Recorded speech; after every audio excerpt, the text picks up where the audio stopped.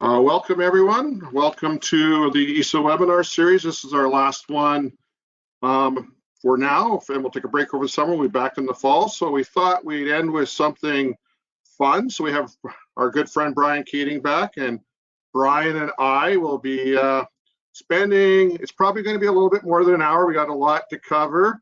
We're trying something new. We have videos this time as well, as long with pictures. So we're going to do Birds of Alberta Birds, and with my photos, Brian's stories, some interesting facts and information. And just before we get started, Site has sponsored our entire series, so thanks to them. And our good friends over at Trace Associates are sponsoring today to make this happen.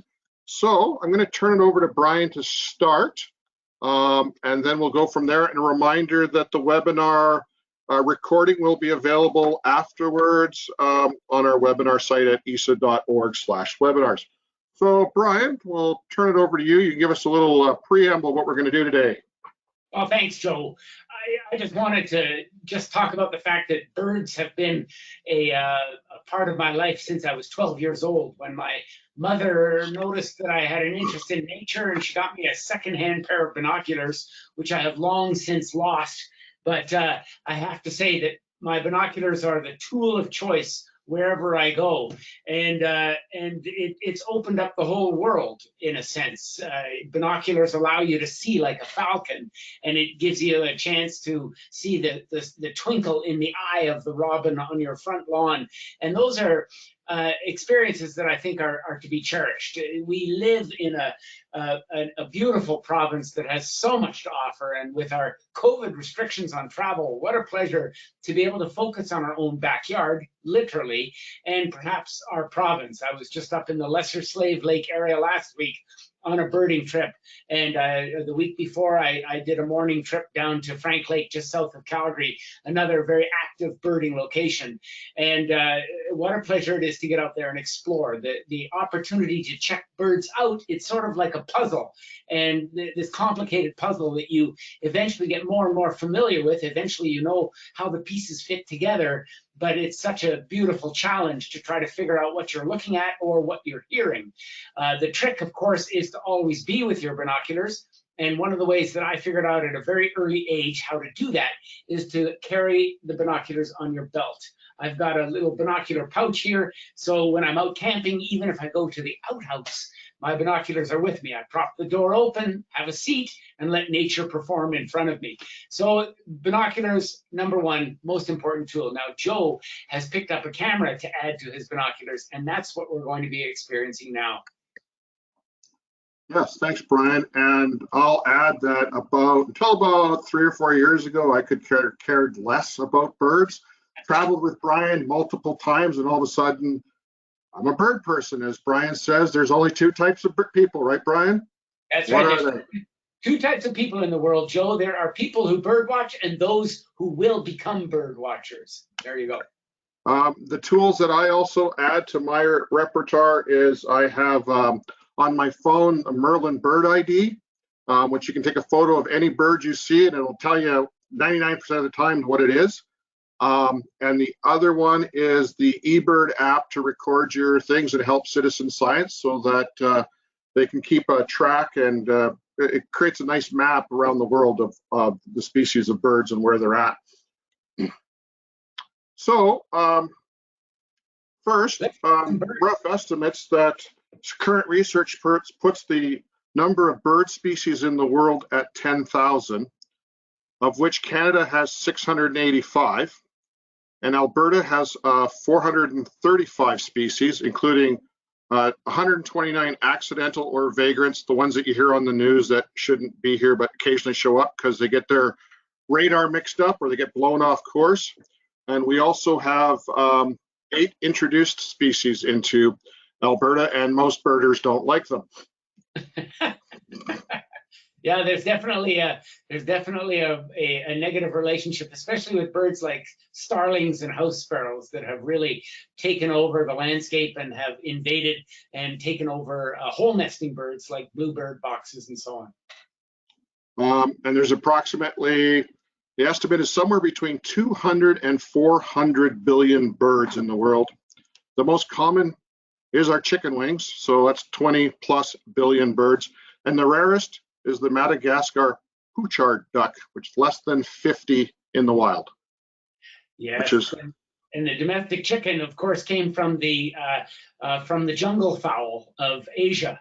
And so the genetics come from a wild stock, but that's they've been interbred and created all kinds of different groupings of domestic chickens. So we've broken up the presentation into three sections. There's a video in each section. So we have small birds, waterfowl, the shorebirds, and some other birds, and my personal favorite, the large birds and raptors. So we're going to get started with the small birds. So first we have the beautiful white-throated sparrow with its lifespan for a small bird of over 14 years. Yeah, Brian. Well, this is one of my all-time favorite birds because it's such a good singer. It's one of the birds that brings a smile to my face when I hear it in the spring. It's the one that sings "Oh Canada, Canada, Canada, Canada." It's a beautiful, beautiful call that permeates the morning air with such a wonderful clarity. Just last week up in Lesser Slave Lake area, and then I went over to Cold Lake, we were accompanied by the white-throated sparrow singing the whole way. They're a native species of sparrow. I think we've got this negative feeling towards sparrows, and I think that's because of the house sparrow, which is the introduced European component of our sparrow collection. But there's a number of native species of sparrows, and I think the white-throated sparrow is the one that's represented in a beautiful way. Yeah, and I would add that I'm always shocked when I find one, saying what is singing so loud, and you find this tiny bird, and you're like, how can it sing so loud? It's amazing. How's that? Good. Here's one of Brian's favorites, and you'll see him in the video coming up, is the house wren. And it weighs less than 2 quarters sitting in your palm of your hand. Yeah, they are such a tiny animal with such a big voice. And they usually start in the spring, if you have one around your house, calling. They usually wake you up at around 4:45 in the morning. They've got a lot to say. I guess when you're that small, there's lots to talk about. And they're full of energy. They are insectivorous. They are nonstop feeding on the smallest of insects in your backyard. When they do nest, sometimes they nest in odd locations, and I'll show you that in my video. But they tend to fill up every cavity in the vicinity so that other house sparrows won't come in and take over that particular terrain. So they just use sticks and they fill up other cavities in a given backyard. But the one that they want is the one that they make into the nest, and that keeps competitors out of their territory.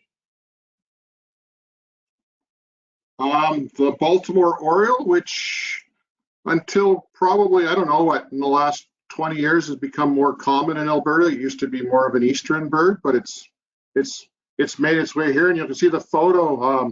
This one was from the Ellis Bird Farm.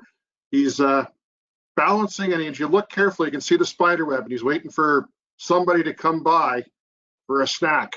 So he's done that. And interesting thing about the Baltimore Oriole is, unlike other birds, it's very picky about the fruit it eats. It only eats ripe fruit that is dark color.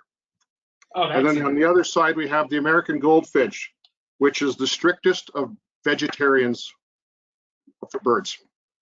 I was in Sylvan Lake just the other day, Joe, and there was a tree in a friend's backyard. She feeds birds throughout the summer.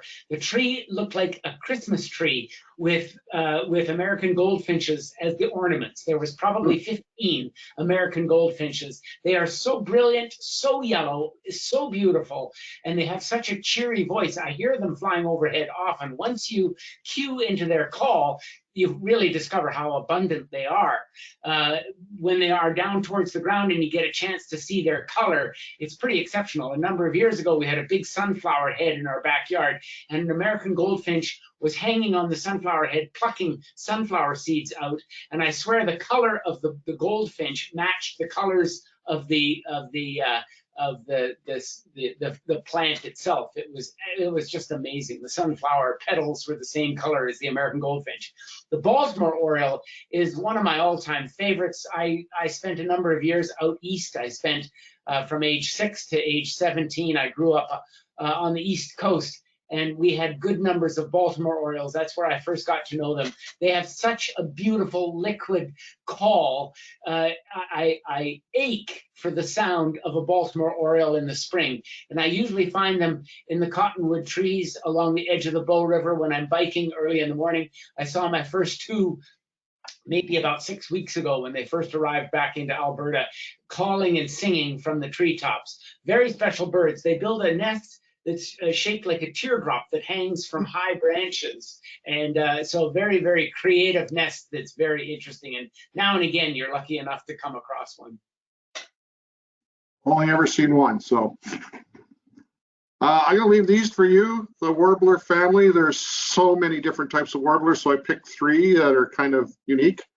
Oh, these are excellent, excellent warblers. And that's what I was doing all last week up in Lesser Slave Lake, was trying to identify warblers.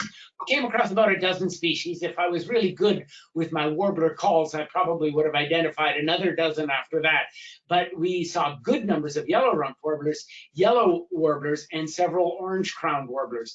The yellow-rumped warblers seemed to be very successful this year. Virtually every other one that we saw had a beak full of food. It was obviously feeding youngsters.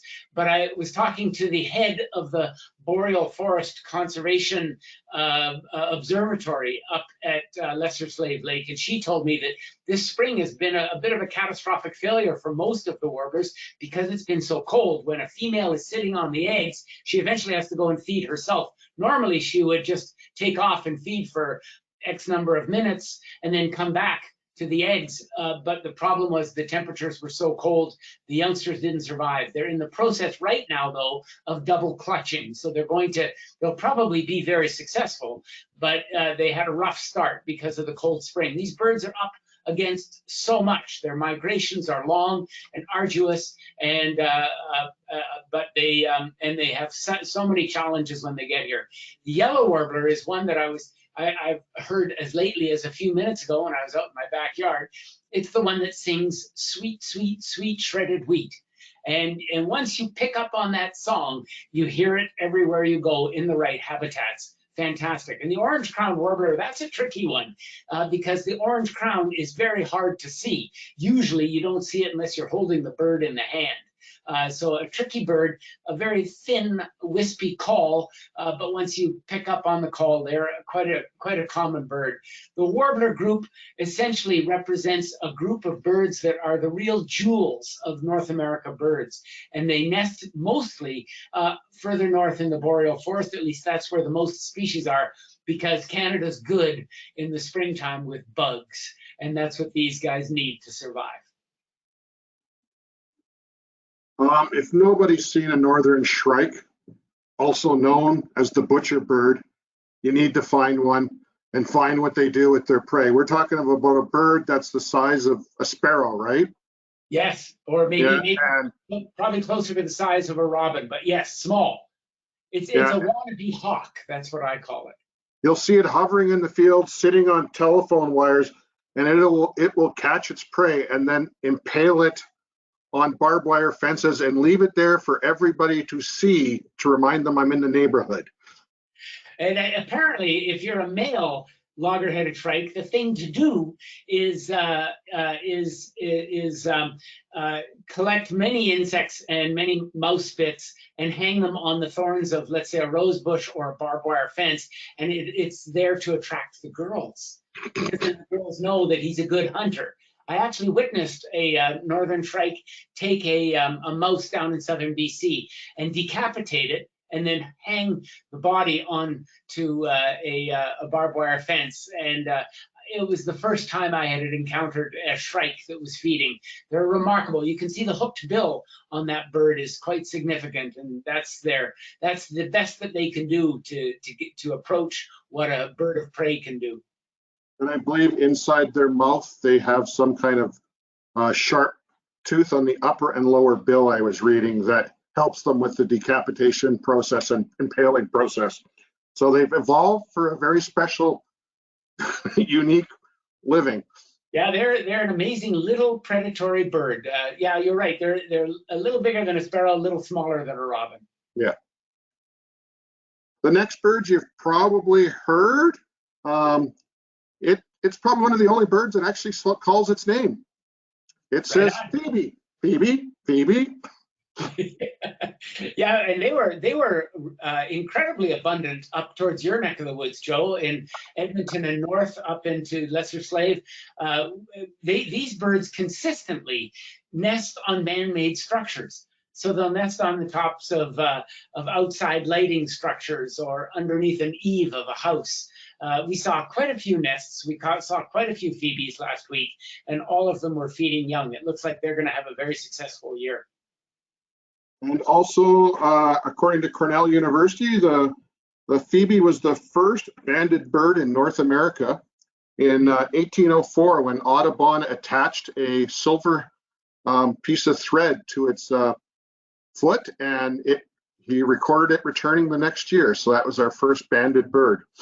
Oh, that's fascinating. Yeah. Brian, one of your favorites? Well, this was one of my childhood birds, Joe. And, when I see birds like the catbird, it just brings me right back to when I started birding at age 12. The catbird was one of the first birds that I identified. And your photograph here, Joe, is a rare photograph because it uniquely captures not only the black cap on the top of the head, but look at the orange underrump. That's distinctive of the catbird. And the catbird is one of the reasons why I appreciate it so much is that, yes, it does sound like a cat. It has a call, but it also has a repertoire that rivals the mockingbird in its ability to mimic other birds. And as the bird grows older and older, it memorizes more and more songs. So the better songster they are, the more attractive they are to the opposite sex. And there we are, right back to the whole basis of biology there, Joe. It's all about reproduction. And these guys, their song repertoire is designed to attract the girls. And the older they are, that means their genetics are better. That means their health are better. They got a low parasite load because they can live long and learn lots of songs.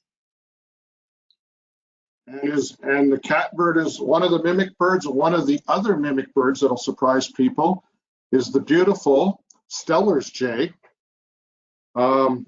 It can mimic birds, squirrels, dogs, chickens, and mechanical objects. And it's pretty unique to our part of the world in the mountain areas of Canada, the Yukon, Alaska. And it was discovered by the same guy, I believe, his last name was Steller, who discovered the Steller eagles and the Steller sea lions. There you go. Fantastic. Yeah. I remember searching for a red-tailed hawk that I knew was in a spruce tree down in southern British Columbia one year, and out flew a Steller's jay, mimicking the call of a red-tailed hawk perfectly. Interesting birds, and of course they're a corvid, not COVID. They're a corvid, and which means they're in the crow and jay family. And as such, they're very smart birds. They can put 2 and 2 together and come up with 4 awfully fast. The interesting thing about these birds and their blue color, that's not pigment in the feather. That's actually blue by refraction. So the blue is in the Steller's jay feathers are the same blue, and for the same reason as the sky is blue. It's scattering of light. All the light is absorbed except for the blue, and that's what we see. Well, and I think them and the blue jays are one of the only crested birds in North America, the crested type birds, I think Cornell said. Huh, interesting. Yeah, I know there's a titmouse that has a crest. And okay, there's not many. Yeah, no, that's right. There's not too many crested birds. Okay, and we're going to finish off our small birds section, I believe, with, if you haven't ever seen them, go find them. They're absolutely stunning. The mountain bluebird, once extremely endangered, now thanks to people like the Ellis Bird Farms making a comeback. So in the bottom right, you have an adult male, and then you have a female with her blue wings in the top left. And then below you have 7-day-old chicks that I was lucky enough to be at the right place at the right time last year at the Ellis Bird Farm. And my wife and I were lucky enough to trail along and band birds all day. So And Brian, do you want to add anything about the bluebird? Well, the bluebird is around these days because of people, like you said, like the Ellis Bird Farm, who promoted the concept of the bluebird trails. And a good friend of mine runs a bluebird trail. Actually, and over the years, I've known several people who have had their own bluebird trails where they set up two sets of bird boxes side by side. One is always taken by a tree swallow, and the other is always taken by the bluebird. So you can't put one box out and expect a bluebird to take it. Probably it will be taken by a tree swallow. Tree swallows will never nest side by side. They'll keep other tree swallows away, but they don't care about the bluebird who's nesting next door, in the box next door. That's why you often see pairs of bluebird boxes. But the bluebird trails that have been set up all over North America for different species of bluebirds have been incredibly successful. And of course, their downfall was because of the introduced starling that was introduced into New York around 1885 and has spread throughout North America and the Caribbean ever since, to the tune of some 2 billion birds. And starlings are hole nesters, and they create all kinds of issues by taking over other birds that make and utilize holes. And that's where my video comes in. So Joe, if you'd like to move us. I'm just going to add before that. Short video here on backyard birds. Yeah. So this is what you can do to put together to bring some birds into your backyard. Yeah, and I'm just going to add before I run the video that the mountain bluebird, unlike all the other birds, you would think him being so colorful is the reason she's attracted to him. No, it's because he's chosen the best location for a nesting box. It's based on location, location, location. It has absolutely nothing to do with how colorful or how well he sings or anything else. He's found the perfect home for her and her chicks. So that's a really interesting fact I learned when I was researching them for this presentation. So we are going to try this video. So let's hope this works. There might be a lag for a second while we get it running.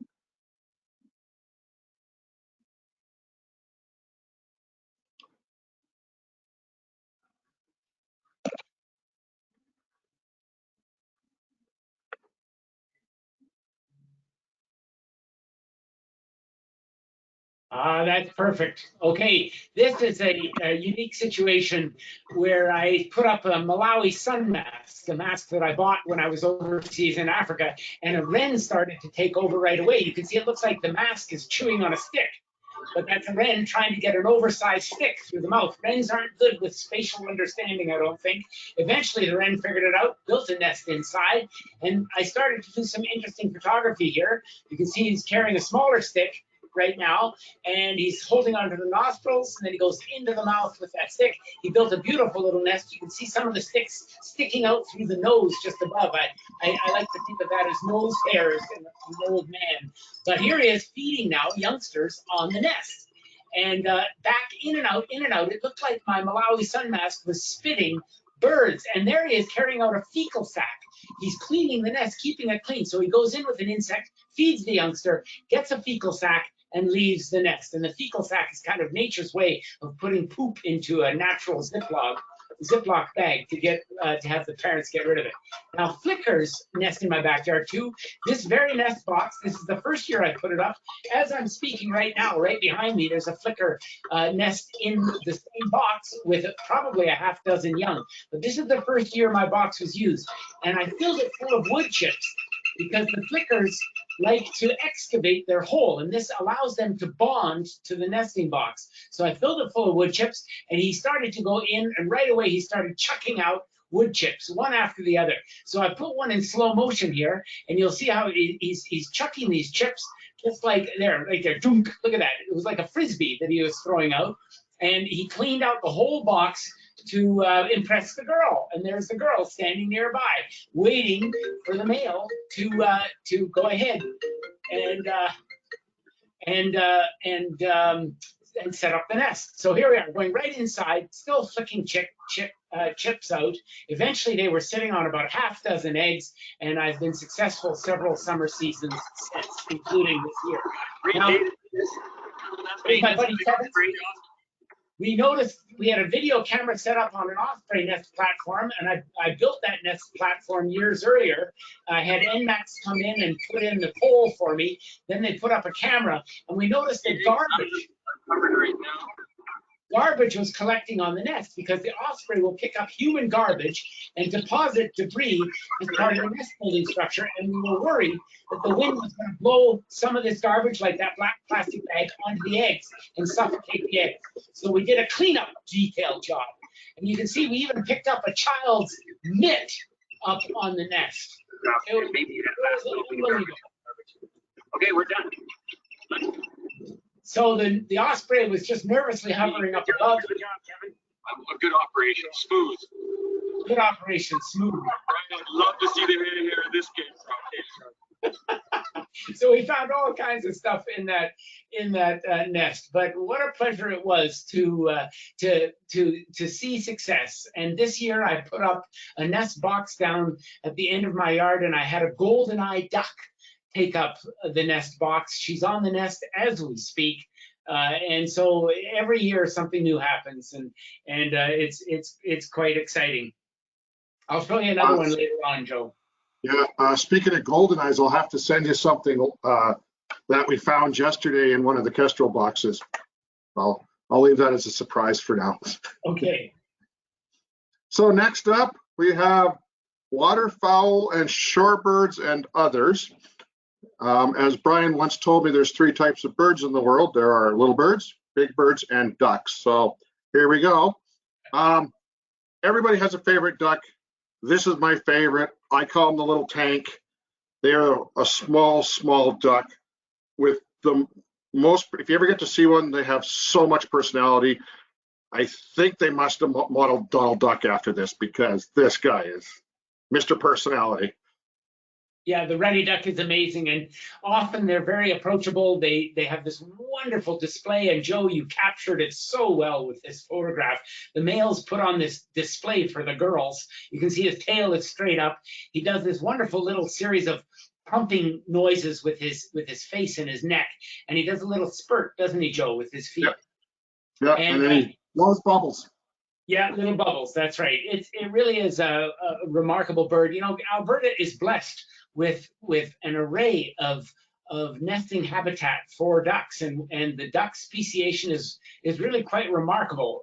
Early spring, when the ducks are migrating in, to go to some of these potholes that are just outside of the cities, and to spend some time with a spotting scope especially, or even with just your binoculars, it's a real visual treat. And the ruddy ducks have been around for about 11,000 years, the research says. So they're quite the characters. One of my favorites. Always enjoy seeing them. Next up, everyone's probably seen them. Whether or not you've seen one of their ugly chicks is another story. So, and surprisingly long-lived, considering how many birds of prey like coot. So they live over 20 years. That's interesting. And talk about birds of prey. My wife and I were down in southern BC maybe 2 years ago at a place called Duck Lake in the Creston Valley, and we watched it was in the winter, about 200 coots that were all together, and all of a sudden they started to mass together and push tight. And we looked up, and sure enough, a golden eagle was hovering over the group, and the golden eagle was waiting for an opportunity to pluck a coot from the pile, and they were all diving into the water and on top of each other, safety in numbers. It was really quite remarkable. But Joe, you took me to a site in Edmonton and introduced me to some of my first little baby coots. And I remember as the parent bird was gathering food and feeding the youngsters, they were doing this little ridiculous display with their wings, and this begging display that was just one of the most downright cute things I've ever seen. And a coot is not really a duck. It's actually a rail. Its toes are not webbed. They've got lobes on their toes to allow them to paddle along. So they're closely related to Sora rails, clapper rails, Virginia rails. The coot is just the most common of all the rails. And you were telling me why they believe the chicks are not like other chicks and stand out like a sore thumb. Yeah, well, yes, the color is an attention-getting device to get mom to feed it, and so the more colorful the chick, apparently, the more often they're fed, and the coots will sometimes produce more youngsters that it seems that they can feed, and the ones that are the most colorful and brightly colored are the ones that seem to get preferential treatment. And unfortunately, the sad part of nature, and I've seen it, is coots have a lot of chicks, and the ones that won't survive, she will drown. She will hold them underwater. It's if she can't support them, she'll get rid of them. It's fortunately, it wasn't like that in my family, Joe. no, yeah, we'd both be in trouble. Yeah.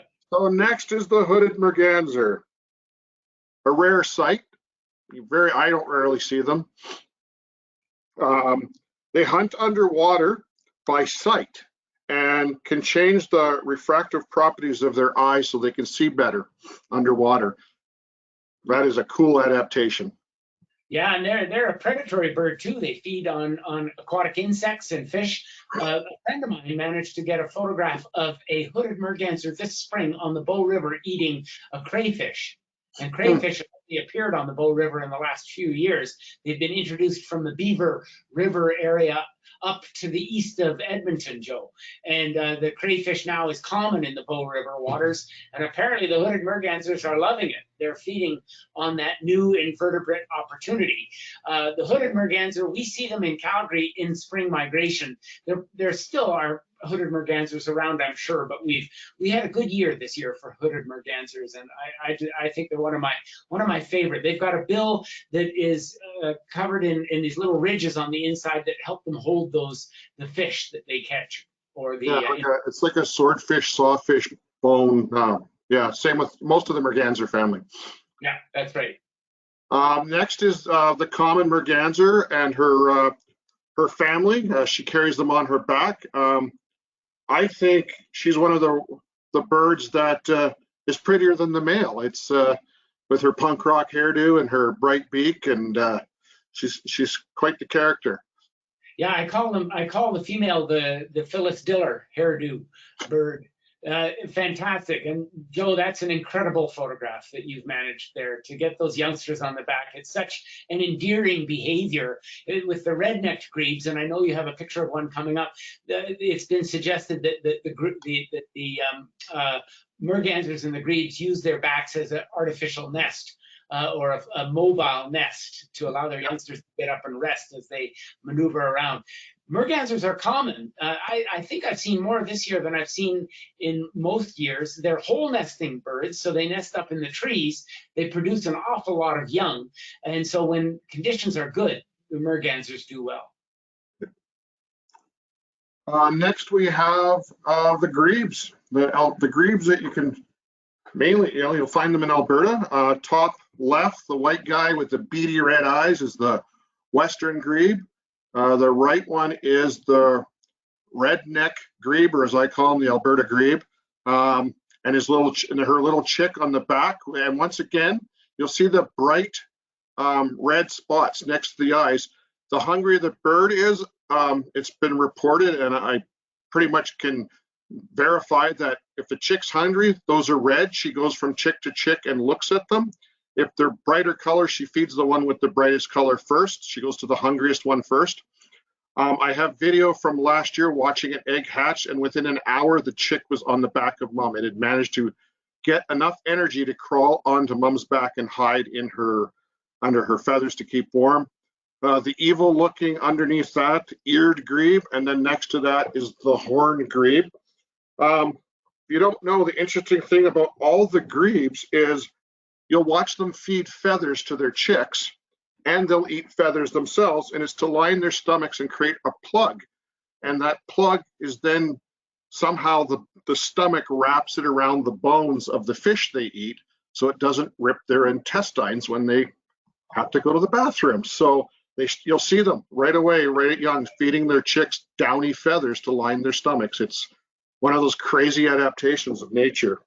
Wow, I'd never heard that, Joe. That's fascinating. I remember years ago when I worked down in southern British Columbia at a wildlife center down there in Creston, on a wet night, a migrating western grebe landed on an asphalt road that must have looked under the moonlight as the surface of a pond.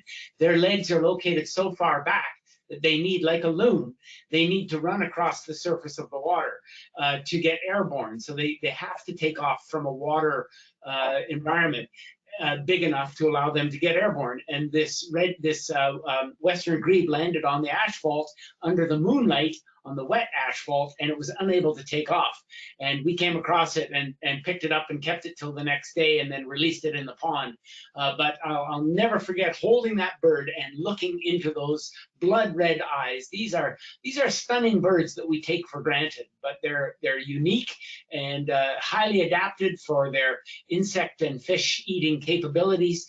The western grebe has that remarkable dance that it does, where it goes up, both the male and female go up on their and skim along like a sea-doo on the water as they dance, and with their necks virtually in perfect tandem. A wonderful behavior, which I've only rarely seen. You've got to get on to ponds where western grebes exist early in the spring when they've got the hormones going to do that dance. And the redneck grebe is one that we hear all the time on the lakes at this time of the year. They're very common.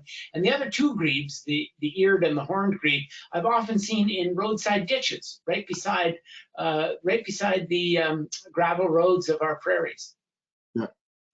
I think we were going to play our next video then with, I think we were going to play it a couple slides ago, but since we've been talking about baby birds, we are going to go to our next video. And I think this was in Brian's backyard. Yeah, I put this nest platform up last year in hopes of attracting a goose, and it worked.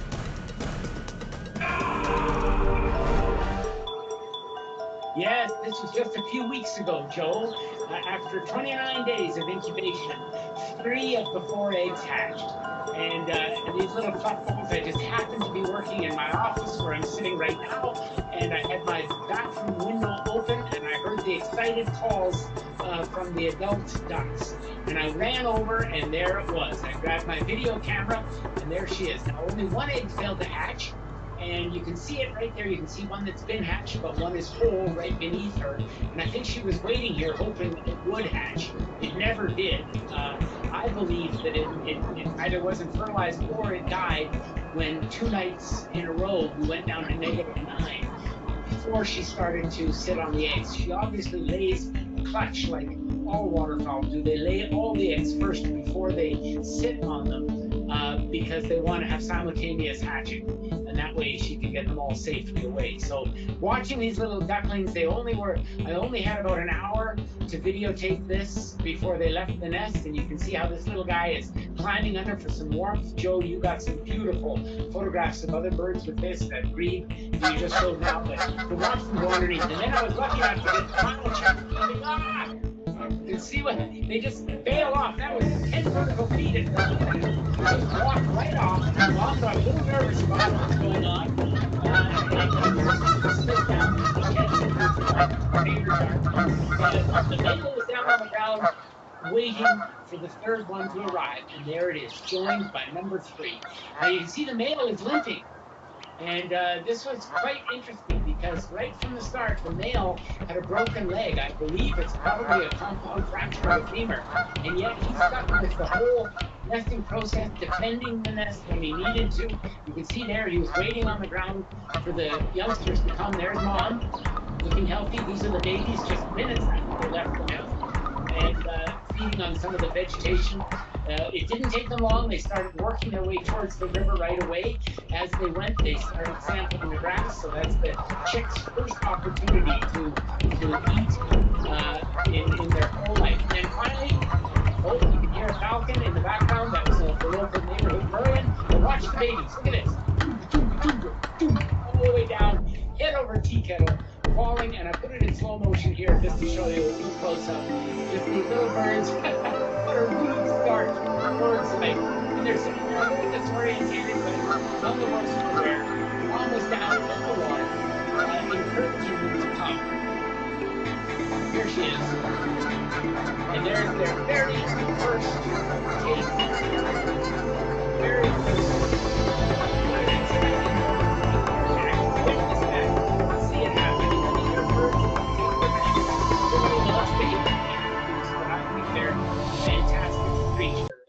And what a pleasure to be able to see that. So thanks for getting that up there, Joe. That's great.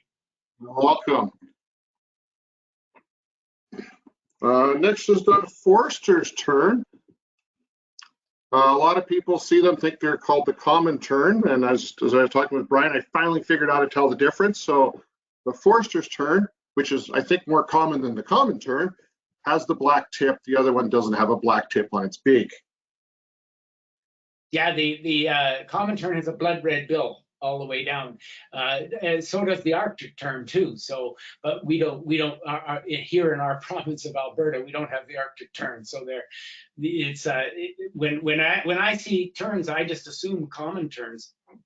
Yeah. So just thanks look for at any marsh anywhere out in the countryside, you'll find these guys hunting and diving in ponds along with the black terns.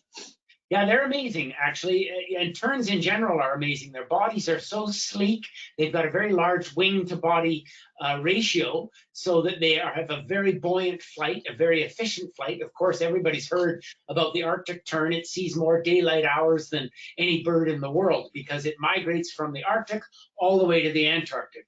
Every year for the last 15 years, I've been doing trips down to the Antarctic, and I see our own Arctic tern in their non-breeding plumage. They've got an all black bill in their non-breeding plumage. I see them down in the Antarctic. So here's a bird that flies from one polar area to another polar area and then back again, taking 3 months to do the flights each way, spending 3 months in each location, making up the year of travel. They're incredible birds. Next, Brian, I'll leave this one to you because we added this in at the last minute. So, well, Gavin Fitch, who I know you're watching right now, emailed me maybe a week ago and asked me about this bird. He had seen lots of them on the Bow River. They're a fly-catching gull, and you usually don't think of gulls as being fly catchers, and you usually don't think of gulls as being this beautiful because everybody's biased towards gulls and what they look like. But the Franklin's gull is one of the real stunners. They're like the Bonaparte's gull, which looks very similar, but the Bonaparte's nests far to the north. The Bonaparte's migrates through here as well in the spring, but these guys are the ones that stick around the Alberta and the Edmonton region all summer long. You can see them out on prairie lakes quite often. Right now, they're on the Bow River. In fact, if I was to just watch for a few minutes, I'd probably see the gull swing by. They are fly catchers, and when the rivers and the ponds are releasing their nymphs of dragonflies, damselflies, stoneflies, these guys are there ready and willing. They're often also seen following tractors in the farmers' fields. Yeah, especially in the spring. Yeah, they have a beautiful pink underside. Yes, they do. Next, belted kingfisher, and this one's a female because she has the belt across her chest. That's right. We call it the bra. And actually, Joe, you know, I've always been intrigued with kingfishers. I've always loved them. I love their attitude. I love their flight. I love their call. To watch them fish is a thing of remarkable beauty. Years ago, when I was a young naturalist working in southern BC, I actually dug a hole into the steep bank of a river because there was a kingfisher hole a couple of meters away. And I dug in and made a blind. I hung a towel or a blanket in front. I set up a flash system, and I actually photographed these guys. They actually nest in the banks of the river and will dig a hole as far as 2 meters in to build their little nest. And to watch the kingfisher fly into that nest, and I was lucky enough to get one photograph with the feet out and the wings out, ready to land. A very, very special bird. So they bring back lots of memories for me. And fossil evidence dates them back about 600,000 years. So they've been with us for a long time. And next you have Sora rail, which Brian mentioned earlier is more like the coot that we saw. The Sora rail you'll always hear in your marshes, but you'll rarely see them. They're one of the most elusive birds in the world to get a photograph of. And then the other is the black-net stilt. You'll see them out in your marshes and your countryside running along the top of the water. Yeah. Brian, you want to add anything on any of those? Well, the Sora rail, I used to call them the undercover agent of the marsh. You always hear them. They're the ones that go. They've got a very loud call. Or Sora, Sora. So but then try to find them, and it's tricky. But they build a nest and lay in a ridiculous number of eggs. I think it's about a dozen eggs, and somehow manage to hatch them all off. And the stilt, of course, you would expect to see a bird like that in Africa, but here they are in Alberta. Yeah, and the Sora, little are known about them. I think we were talking once, and that they'll just disappear one night under the cover of darkness and migrate. They'll just be, when they're done, they just disappear one night in the cover of a moonless night. They'll disappear into the darkness, and see them next spring. I've actually heard Soras flying overhead in the middle of the night. So I have the marble godwitch, which was the first for me this year, which I saw out by Tofield. And then Brian can tell us about the American avocet. Yeah, again, these both birds, shorebirds with long legs, unique bills, interesting animals. I remember once in my motorcycle days when I was driving from Manitoba to Alberta, I was just this side of Brooks in the evening, and the evening sun was low on the horizon, and I saw a flock of marbled godwits flying over, and all of a sudden one came spiraling down. And as I was watching it spiral down, I thought it must be a mating dance. But no, Joe, it had actually collided with another marbled godwit. So birds do make mistakes now and again, because I stopped and picked up the bird and it had a compound fracture of the humerus. The American avocet is one of the prettiest birds around. They've got a unique courtship, which I witnessed for the first time just this last spring. We came across at Frank Lake, we came across a group of about 100 or so avocets. They had obviously just migrated in. Testosterone must have been high. Courtship was going on. I saw one male approach a female, and she put her bill down low towards the water. The male did this interesting courtship with her, eventually mounted her, bred her, hopped off, and then they walked away with a stiff-legged gait, bill crossed with bill. It actually reminded me of some of the very complex nuptial behaviors that you see in some of the cranes, like the whooping crane, and yet here it is with the American avocet. Wonderful, wonderful bird. Okay, and next is something you wouldn't expect that you'd find in Alberta. And until about 10 years ago, there was none of them in Alberta. And then about the last 5 to 10 years, they started showing up in Frank Lake, south of Calgary. And then about 3 years ago, the first 2 arrived in the Tofield area. And this year, I heard outside and north of Edmonton as many as a dozen. So the climate has changed and marshland has opened up. These absolutely stunning, and they do look that color, bird has made its way from the southern U.S. farther and farther north to look for habitat and food. Yeah, you feel like you should be in Florida when you're looking at one of these guys. Honestly, Joe, you captured it so beautifully. You have to have the light just right to capture it the way you did. But they are very obvious when you see them. My wife and I were just down at Frank Lake about a week and a half ago. We saw 30 or 40 of them, sometimes along the edge of Frank Lake itself, and other times we saw them in farmers' fields picking off insects. Yeah. Probably our most prehistoric looking bird around is the double-crested cormorant with its beautiful gem blue sapphire eyes. And until a few weeks ago when I took this photo, I did not realize how beautiful their wing patterns are. They're just a stunning bird. Now, again, Joe, you captured it beautifully, and you wouldn't get that under normal lighting conditions. The light must have been very low, or perhaps a slightly overcast day or something. It's amazing, actually. But the cormorants are interesting birds. You know, they were not listed under the protected International Migratory Bird Treaty Act of 1917 because the fishermen argued that since they eat fish, they should be kept off the list so that they could be hunted, and so the fishermen wouldn't have to compete with a bird. Then studies were done, and eventually they figured out that these birds are eating a lot of the birds that fishermen have no interest in, or eating a lot of the fish that fishermen have no interest in. So they've been protected, and they've been coming back in large numbers ever since. They're a unique bird. I see them on the Bow River all the time. Joe, I'm sure you see them on the South Saskatchewan River. We certainly were seeing them up in Lesser Slave Lake and Cold Lake this last week. And as Brian and I were talking about beforehand, you'll often see them standing on the shore with their wings completely out, either drying themselves or now believed to be heating themselves with these giant thermal black blankets that they have for these huge wingspans. Yeah, that's one of the theories. Maybe it's not just to dry, because they don't have the same oils that other birds do. These guys need to be able to be neutrally buoyant in the water so they can pursue their fish under the water. So they don't have the oils in their feathers. And so they've always assumed that holding the wings out was to dry those feathers, and that's probably mostly what they're doing.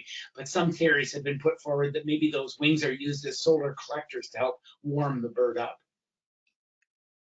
Next, when we started, we talked about that Alberta has some 100 and I can't remember, it was 130 species of birds that are vagrants, or they kind of wander through. The next is an example of a vagrant bird. It's not regular here. I took this in Jasper just as the ice was clearing off one of the lakes. They pass through in migration. They'll stop over for a rest, and then they continue to the Arctic. They're an ocean bird, right? So.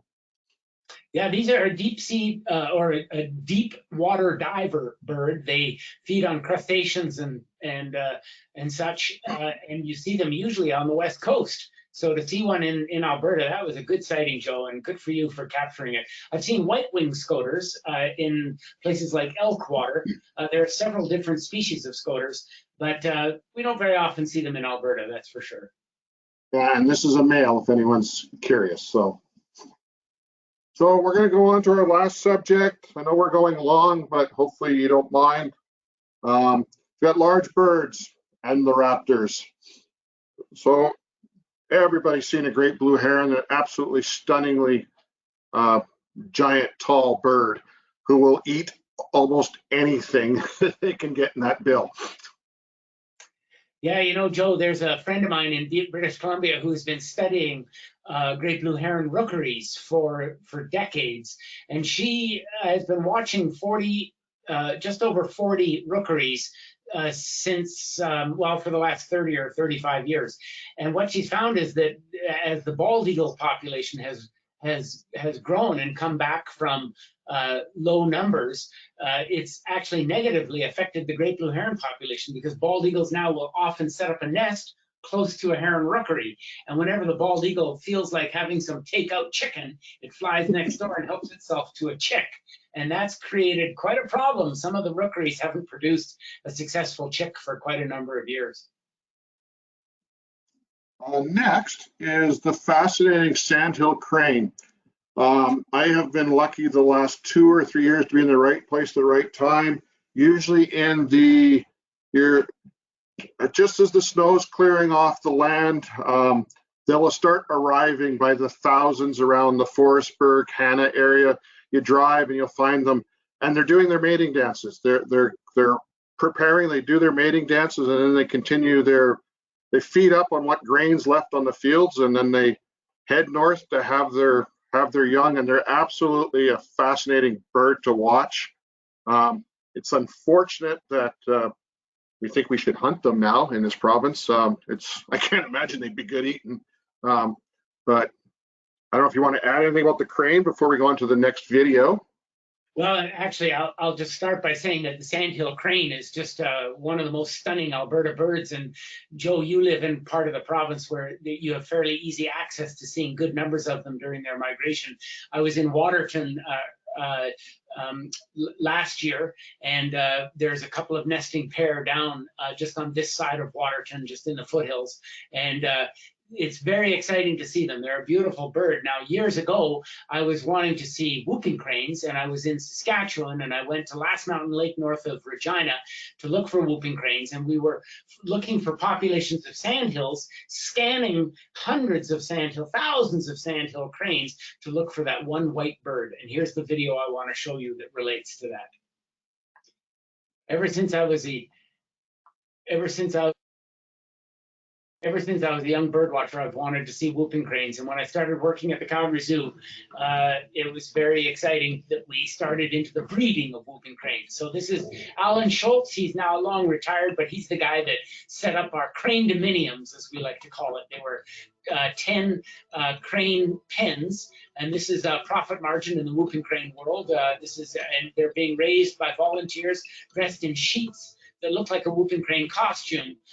Whooping cranes are pretty. I never said they were really bright, but the idea is to create wild whooping cranes that can be released into the wild.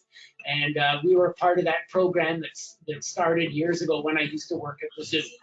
And this is one of the whooping cranes that was superfluous to the population, the breeding population. We had this one on exhibit at the Calgary Zoo.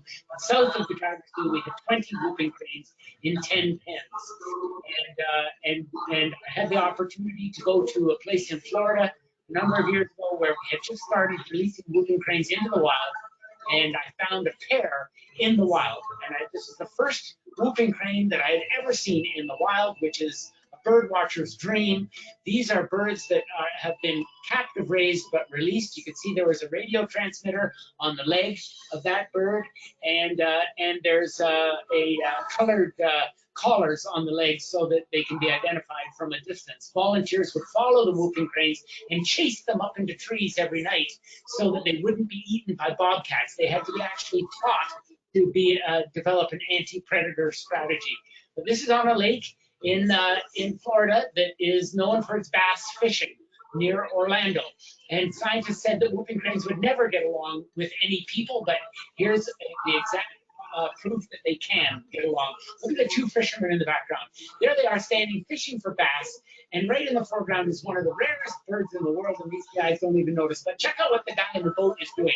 Think of this, any of you fishermen watching this video, somebody may be videotaping you doing that out in the boat. But here we are now. This is where it gets exciting, because this was the morning that I saw the whooping cranes first, and not only did I see them, but I saw them mating.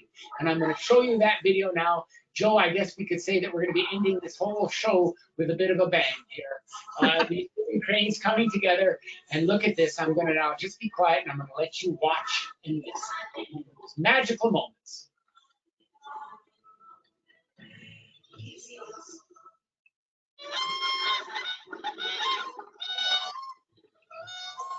I don't know about you, but that fills me full of satisfaction. It's called a twinkle kiss. I know it's fast, but what you've missed is the courtship and the dance that happens prior to that. I know it's like a Gretzky goal. It happens fast, so I decided to put it in again for you to witness one more time. I had a flat top fence post that I could rest my video camera on. That's why the video is so stable. And look at this.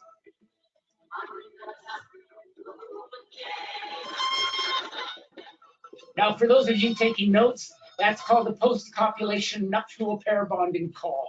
You may want to explain that to your kids tonight at dinner. And there's the whooping cranes flying away. And Joe, you know, the wonderful story behind that is that in the 1920s, there was only about 20 or 22, 23 whooping cranes left on the planet. Now, as of last year, or at least the most recent statistics I could find, about 550 birds. So they're still at a razor blade edge near extinction, but what a wonderful story. Yeah, for sure. That's a great video. And I'll add about the sandhill cranes. If anyone's ever interested, look up Platte River, Nebraska. Even Jane Goodall takes time out of her schedule every year. She goes down to Platte River, Nebraska. You have to book early to go. It's on my list to make one day when we're allowed to travel again. You go in late March, early April, I believe, and you sit on the blinds. You book a blind, you sit and watch up to 1 million birds migrate through the Platte River deltas, and you see about 600,000 sandhill cranes take flight. The videos are stunning, so I would add that. Yeah, we're going to try to go through. We're going to have to speed up, Brian. So we're going to through some of these quick. I don't think a lot of people expect to see these in Alberta, but the turkey vulture is becoming more and more prevalent and farther north. So when I first started as a young naturalist, it was a rare sight to see them, but now we see them. There was even some spotted in Calgary this spring. And you can find these, most common for me is west east of Edmonton. You'll find them out in the dry prairie. Osprey, Brian showed a video earlier of the osprey. One of the most efficient fishing birds. And you'll never, I have yet to see a picture of an osprey flying holding the fish the wrong way. It's always head forward. They will adjust it mid-flight after they catch it for aerodynamics so that the head is facing forward. Yeah, another success story too, Joe. They were nearly extinct, but once we got rid of DDT, their population started to come back. Yeah. So everyone's seen a red-tailed hawk. They line, you see them on the lamp posts, on the fence posts of your farm fields. I'm shocked at how hard it is to get a good picture of a red-tailed. They're so shy, absolutely shy. It's a beautiful, beautiful shot though, Joe. Next is the Harlan's red-tail, which I didn't know existed till last year when I took this picture and submitted it to someone. So it's the rarest of the subspecies of red-tails. Probably less than 1% of the red-tails are actually Harlan's. They're more of a northern BC, Alaska, Yukon bird. So this guy was in the fall migrating through. And I learned yesterday when I was at something that we will be showing at the end of the presentation, that there is a move afoot to make these their own species of bird, as they've done more and more genetics and studying of these, that they are not really, they're a red tail, but not really a red tail. They're their own species of bird.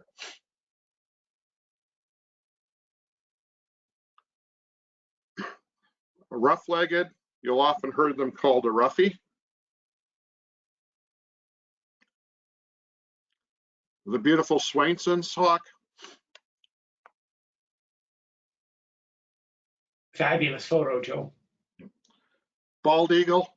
I didn't realize they were so prevalent in Alberta, and you'll see them all year round. They stay, if they've got good hunting, they can stay like in Calgary on the Bow or Edmonton, the North Saskatchewan River. There's open water and there's ducks to be picked off. You know, there's going to be a bald eagle around. Yeah, in the wintertime, now and again, we see them fly down the Bow with a mallard duck in their talons. They don't get their white head until about the age of 5. That's when they reach sexual maturity. So before then, they don't breed, which is really, most birds are like, I think it's right away the next year they're in breeding mode. So these guys wait a while. They're a long-lived 35+ year bird in the wild. The record nest size, if you look it up, there's a picture of it online. Their nest, they'll go back to the same nest every year and use the same nest, and they add to it every year. So the biggest one is a diameter of 2.1 meters by 6 meters tall, weighing, I think it was 1,500 pounds when the tree finally fell over. It's crazy, but yeah. Good obviously good engineers. The northern hawk owl, part hawk, part owl, no one really knows. Fierce little, probably size of crow type owl, hawk. Extremely rare. I was telling Brian, there's probably only a couple 100,000 that they know of in the world, mostly in our part of the world. They're really they're a boreal forest owl, aren't they, Joe? Yeah, and you have to look long and hard to find one. Little is known. There's probably, I think I read one of the least studied birds in the world, just because they're so rare and hard to find, and they love burnt out forests looking for rodents. One of Brian's favorites, the beautiful barred owl. It's the one that sings in the forest, "Who cooks for you? Who cooks for you?" And the eastern one says, "Who cooks for you? Who cooks for you all?" But a beautiful, beautiful call, and one of the few owls that is a dark-eyed owl. They're fairly common on the coast. A friend of mine who lives on Denman Island has a resident pair that live on his plot of land that help themselves to his trout in his trout pond throughout the summer. But amazing owls. Some of their other calls are absolutely incredible. Yeah, one's like a dark barking dog. It's and if you're lucky enough and you're in Edmonton on the White Mud Creek and you go late into the evening, you'll hear, there's a couple down there you'll hear doing their calls. The great horned owl, which is Alberta's provincial bird. So you have a big female on the bottom right and one of her fledged chicks. And Brian, you can tell everyone what's going on with this juvenile fledged saw-whet owl. No, that is not a cigar. No, it's not a cigar. It's an owl pellet. Everybody knows about owl pellets, but because of a physical and a chemical blockage in the gut, they don't pass all the materials through that they feed on. They actually roll it up into a nice little ball of hair or feathers and bones, and then they upchuck that. And to watch them throw that up, I had a saw-whet owl in my office for 3 years when I worked at the zoo. It was an owl that couldn't be released back into the wild because of a wing injury. And every day I saw him cough up a pellet, and it looks painful getting it up, but they look oh so satisfied when it plops out. And I can report that pellet was a chickadee.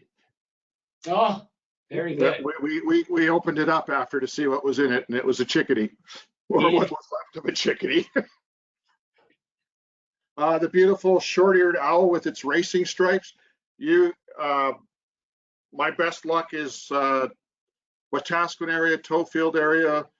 About an hour before sunset, these guys come out and hunt the marshes in the winter, and they are amazing to watch. And they hunt in groups. They're not most owls are kind of solitary. You'll see 20 or 30 of these guys hunting a field at the same time. Amazing, amazing bird. They're one of the few diurnal owls. They're out during the daytime. Yeah, and so is our next one, the beautiful Snowy. This is a big old male. The whiter they are. It's a male. The females will be, they never get completely white. They'll always have that black and white checkered spot. A very shy owl. If you see one on a post, if you see one on a street post or a power line, or just keep your distance and enjoy it from a distance. These are taken with long lenses. They spook easy. They get really stressed out, and there's too many people out in the Edmonton area now chasing these birds from post to post and causing them much distress, and that isn't necessary. So the next slide and video is something that I got to participate yesterday. I was an invited guest out at the Genesee coal plant, just west of Edmonton. I was invited out as a guest to videotape and record something very special. The Genesee, one of their smokestacks about 200 feet up, you can find it online on YouTube, is a peregrine falcon nesting box. And about 1970, there was only one pair of peregrine falcons left in Alberta. They were basically wiped out in the eastern US because of DDT and other chemicals. Now, talking with Gord Court from Alberta Environment yesterday, we are looking at a bird that has completely made a recovery. And you can see the little chick on the left being banded. That's a friend of mine holding it, and the biologist banding the bird. So we have now 80 to 90 pairs of peregrine falcons nesting in Alberta. They will be, I think they have been removed from the endangered list, and they're going to be removed from all other lists shortly. So that was special. And then what happened next, I wasn't expecting. The biologist said, I need a couple volunteers. So me and my buddy we went out for the rest of the day and checked kestrel boxes on the Genesee power plant site, of which there are 50 or so boxes. We checked 13 of them and found one box with 5 chicks in it. And this little guy is, he was about ready to fly, so probably in the 30-day age. The peregrine falcons were 28 days, and they'll start flying they'll start practicing in a week. And I was telling Brian this before, and I didn't believe it, so I had to look it up. The peregrine falcon is believed not to actually be a falcon or a hawk or an eagle, but more closely related to a parrot, which is bizarre, but they believe it is true, and they're doing research into it. So I'm going to show a little video now.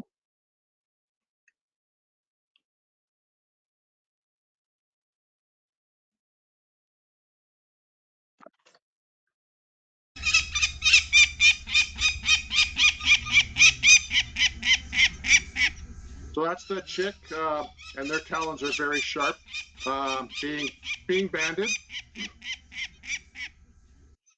once they're on their back like that, they're pretty defenseless and they give up. There's Gord Court in the background from Alberta Environment. He's Alberta's chief biologist. He knows pretty much everything, and he's the expert when it comes to most of the birds of prey in the province. You can see her spinning around here. You can see her crop there. You can see her. That's the little bag there that they eat very quickly. They get as much food in as fast as possible. Well, just pause that for a second. So what Gord was pointing out is you'll see her in the middle of the picture here when it comes back into focus. You can see her crop, which birds like the birds of prey have a crop where they store the food. They catch it, store it, eat it later. And her crop is full. When we figured out, because we pulled killdeer feathers out of their mouth, so Mom had gone out and caught some killdeer. As fast as possible.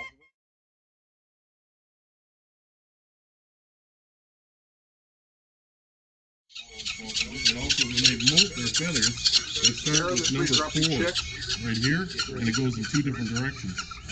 And most hawks and eagles go from here and molt go that way.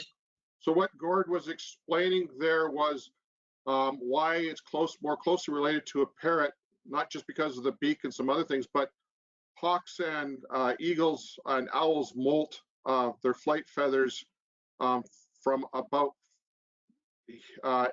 feather 8, I think he said, out to the tip. The peregrine falcon molts them in both directions like a parrot, which is a new interesting discovery that they've made. We could never figure that out either. We know DNA studies, and they rewrote the phylogeny of birds, and falcons are the common ancestor.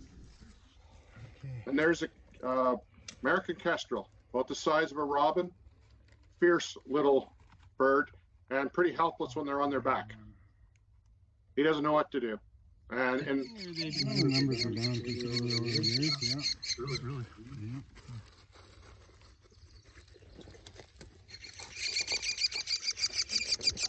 When I bring it on.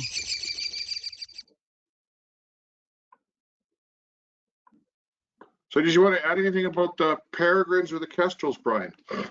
Yeah, I just am very envious that you were out yesterday with them, Joe. It's fantastic. It was several decades ago when I was invited to go up with the biologist here in Calgary to band the peregrine falcons that were nesting on the old Telus building. And we went out onto the ledge and had peregrines dive bombing us as we were collecting the chicks. And in those days, or actually we were looking to see if the eggs were fertile. In those days, they were exchanging infertile eggs with fertile eggs from the peregrine breeding center near Wainwright. So that's all been closed down now because the peregrine reintroductions have been so successful. But amazing birds and amazingly skilled flyers, and quite a surprise to hear that they may be distantly related to parrots. That's fascinating. Yeah. But we're finding out new things all the time. It'll be interesting to see what the DNA results show. Exactly. Yeah, this is the peregrine. I think it reaches speeds of in a dive of 200 miles an hour. It's an absolutely fascinating bird. It was a cool experience to hold both birds. It's absolutely something I won't forget. I only had my GoPro. I didn't bring my other camera equipment. They said I could. I just wanted to experience it, so I just took some GoPro shots. It was absolutely stunning. Yeah, good for you, Joe. And the next slide, we have a slide and a video to close on, then we'll take some questions for those that want to stick around. This is just a reminder of why plastic sucks, and if you're disposing of plastic rings and plastic netting from fruits and vegetables, cut them up properly. The next pictures are sad. The next two, they're from last summer. These two birds that I'm going to show were lucky enough. They had good news stories. They were rescued and were able to continue on with their lives. But you'll see the first one's got your horned grebe covered in mesh netting, and you can see at bottom corner there's a chick. It was still trying to feed its chicks and survive. It couldn't get under the water to catch, but you managed to get it out and get the netting off. And then in the bottom corner is a milk jug ring wrapped around a pie-billed grebe neck and caught in the bill. in a marsh, and it's the saddest thing to see because you usually can't help them. You don't have the skill to see, and it's sad because it's not what nature intended for them to. That's not the way they're supposed to perish. So. No, another indication of what an issue this whole business of plastic is in our very, very complicated world. So should we show your last video and then? What Joe and I thought we would do is take you on an international journey now to finish it off. It's just a 3.5-minute video of some highlands of Ecuador in search. We need your video or sound. Sorry, Brian. Search of a unique grouping of birds called ant pittas, and how some of these tourist facilities have really focused in and. Sorry. Sound, Brian. Sound. Sorry. This is one of the unique places that we stayed at a couple of times now. I was here just this last January. This is a coatimundi. What you just saw prior to that was a tapir. This is on the highlands of Ecuador, a fabulous epicenter for the evolution of hummingbirds. We had one hummingbird expert with us. In 4 hours, we saw 27 species of hummingbirds. But some of these lodges located in the backcountry have brought in specialized birds like this white-throated quail, and they do it by feeding the quail at a certain time of the year. And this gray tinamou, both these birds you could live your whole life in Ecuador and never see. You hear them in the forest often, but they're very shy, very difficult birds to see. And it's these unique lodges that have created opportunities to display some of these very hard to see birds. But the cake is awarded to, or the prize that takes the cake is awarded to this place. It's the white-bellied ant pitta, and a fellow by the name of Jose comes in every morning at 7:30. He takes a few worms and he feeds the ant pitta just for 5 minutes. The whole show is over in 5 minutes, but this is a bird that you could live. You can see Jose's arm out there to the right. He's throwing worm bits out to this ant pitta. The ant pitta emerges from the forest, eats those little worm bits, and then disappears. At another lodge, they specialized in the chestnut-crowned ant pitta. Again, 7:30 in the morning, whole show lasts 5 minutes, and then the bird is gone. But the final one is in southern Ecuador, and this is a very special ant pitta. Feeding time was 8 o'clock. We got there at 7:30 in the morning, and this is the bird that we saw. That's the ant pitta first described in 1977. So 1997, that's pretty late for a bird of that size to be discovered, but it was an ornithologist that stopped and heard this bird's call in the forest. And so because we got there before the guy that comes to feed them, we had these birds to ourselves. That's mom and the kid, and we had them come out and spend some time. We sat under the rain shelter and just watched these birds as they waited for their feeder to come at 8 o'clock.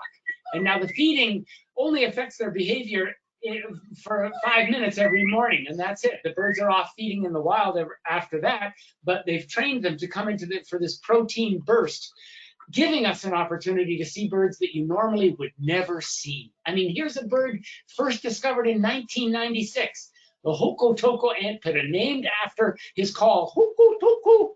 And so these birds are incredible. There's a famous ornithologist there, and he was taking pictures. Those were the kinds of pictures, Joe, you would love this. Those were the kinds of pictures he was getting, and what an experience to go and sit with ant pittas. And you know, there's places like that all around the world, Joe. And when COVID is over and we're allowed to travel again, why not book yourself into a place? If it weren't for bird tourism in some of those places, those lodges wouldn't exist. The jobs that are supported by the lodges wouldn't exist, and in many cases the landscape wouldn't exist. Yeah, that's an amazing video. That's awesome. Love that call of that bird. That's awesome. So if you guys have questions, please type them in the box. We'll be happy to answer some for a bit. You can follow Brian on Facebook at Great Big Nature. They've been posting lots of great stories and videos and everything. It's a great resource. And those professionally produced videos are amazing. And you can follow my photos and stories on Alberta Fur and Feathers. And maybe when this is all over, we have a question that someone says, when's the field trip? Brian and I might, maybe for charity, we'll arrange something once this is all over. We can do an Edmonton walk in the River Valley and then a Calgary walk in the River Valley and do some bird watching. I would personally love to do that. So we can do that. I think Brian would be up for it too. I think we could probably convince Dee too. Brian, does alkaline lakes such as the Red Deer Lake limit the type of birds? Probably, yeah. There would be certain food types that would exist in alkaline lakes. I know in other parts of the world, if it weren't for these big salty lakes, we wouldn't have any place for these flamingos to go to. Flamingos go to these alkaline lakes because they're so caustic they can't support anything else. So there's less predator pressure and so on, and the types of food items that flamingos feed on only live in highly saline alkali lakes. I'm sure the same is the same here, probably to a lesser degree, but there's various shorebirds, I'm sure, that utilize alkaline lakes for the specialized types of insects that exist there. I'd also add, there was a question earlier that I'd answered for someone online, but the app again is the Merlin Bird ID app by Cornell University, and there's also the eBird app by Cornell University, probably one of the leading research institutions in the world about birds. Those apps are free. Encourage you to download them. I'd also encourage you to get John Acorn and Chris Fisher's book, Birds of Alberta, which is in its 20th printing. I think the new release just came out, the newest printing of it. It's a resource to have for birds. It's good. See, got no other questions. Brian, if you were to choose, and don't say the bird that you're watching right now, if you had a favorite bird, like mine's probably the bald eagle. Do you have a favorite? Yeah, because I spent 3 years in a relationship with a saw-whet owl, I'd probably have to say that that's my favorite. It was in my office. It was an injured bird. It was just sitting looking very rejected in the veterinarian clinic at the zoo years and years ago. And so I said to the veterinarian, look, why don't I just take that, and then you guys don't have to worry about it, and I'll build a nice enclosure for it in my office. I built a beautiful little cage that hung above my desk in my office, and then every evening when I'd leave at the end of the day, I'd open up the door, and that gave the saw-whet owl access to my entire office throughout the night. And I knew that he explored my entire office, judging by the poop piles that I would find in various locations in the morning. But the poor little guy couldn't fly more than a meter or so, so he could get back into his cage. When I came into my office every morning, he'd be sitting in the corner of his cage, hiding there, waiting for me.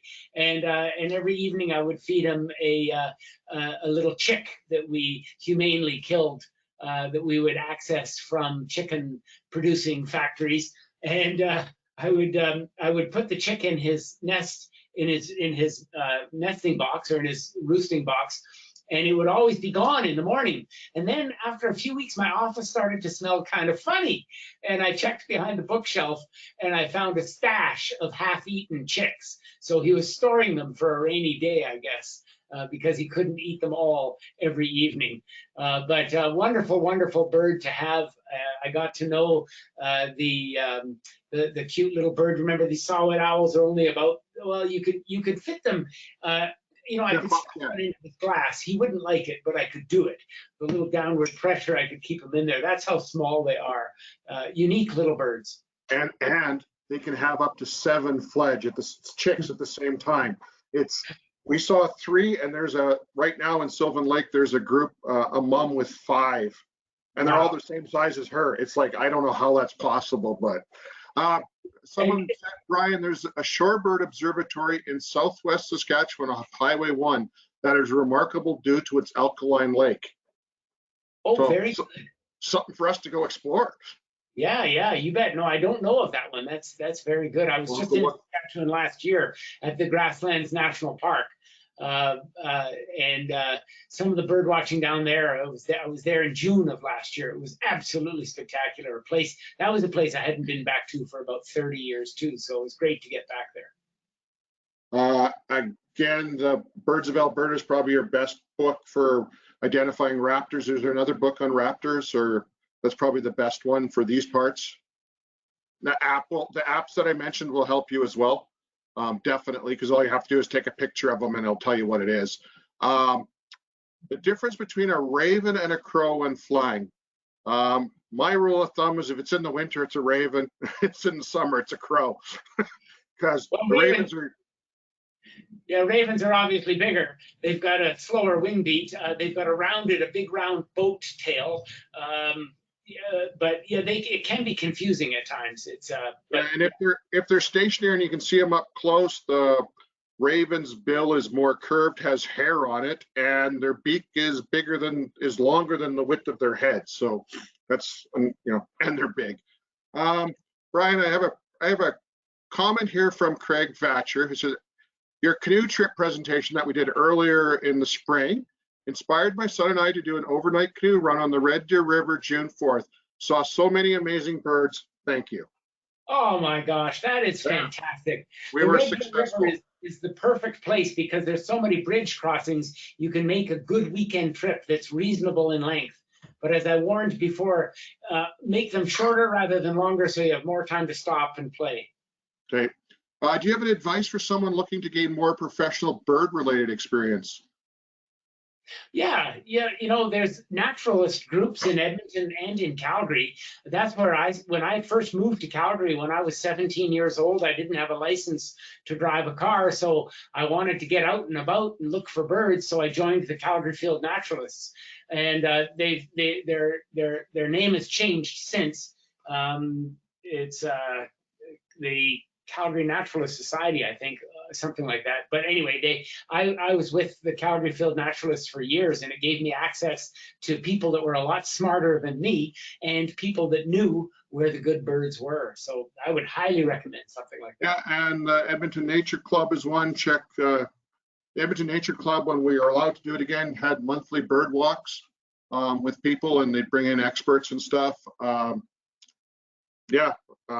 Those, when we're allowed to again, I know like the Wild Bird General Store in Edmonton usually has sometimes guest presentations and stuff, and That's right. just take advantage of those. The lake is called Champlain Lake, so we can look that up later for the southern Saskatchewan.